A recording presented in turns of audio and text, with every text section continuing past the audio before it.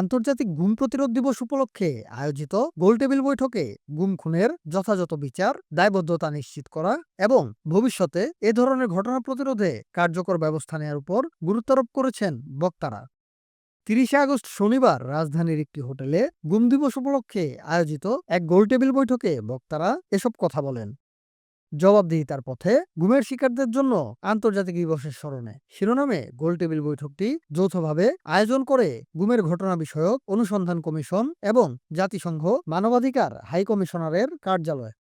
আলোচনা সভায় অতিথিদের মধ্যে উপস্থিত ছিলেন গণপূর্ত উপদেষ্টা আদিলুর রহমান খান, আন্তর্জাতিক অপরাধ ট্রাইব্যুনালের প্রধান কৌঁসুলি তাজুল ইসলাম, গুম কমিশনের সদস্য নাবিলা ইদ্রিস ও ঢাকায় জাতিসংঘের আবাসিক সমন্বয়কারী কার্যালয়ের জ্যেষ্ঠ মানবাধিকার বিষয়ক উপদেষ্টা হুমা খান।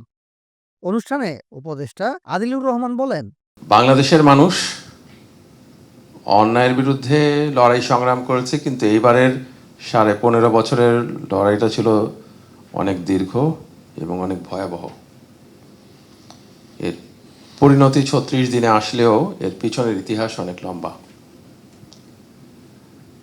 হাজার হাজার মানুষের রক্ত এবং তাদের নির্যাতনের ইতিহাসের উপরে দাঁড়িয়ে আছে আজকের বাংলাদেশ।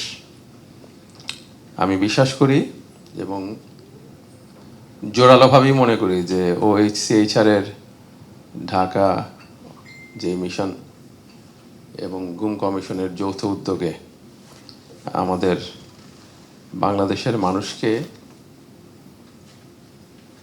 যারা নির্যাতিত হয়েছিলেন, গুমের শিকার হয়েছিলেন এবং অনেকেই বিচার বহির্ভূত হত্যাকাণ্ডের শিকার হয়েছিলেন, তাদের বিচার প্রাপ্তির ক্ষেত্রে একটা পথ দেখিয়ে দিয়ে যাবেন।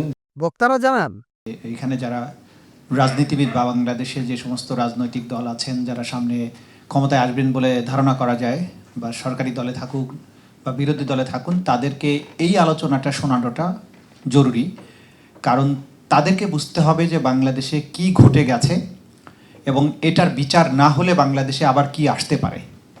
সবার মতো আমরাও চাইবো যে ভবিষ্যতে যেন এই গুমের কোনো সংস্কৃতি দেশে না থাকে এবং এটা দৃষ্টান্তমূলক শাস্তির ব্যবস্থা নিশ্চিত যাতে করা হয় এবং কোনো সরকার এসেই যেন সেই বিচার প্রক্রিয়াকে বাধাগ্রস্ত করতে না পারে, সেই ধরনের একটি ব্যবস্থা যেন দেশে হয়।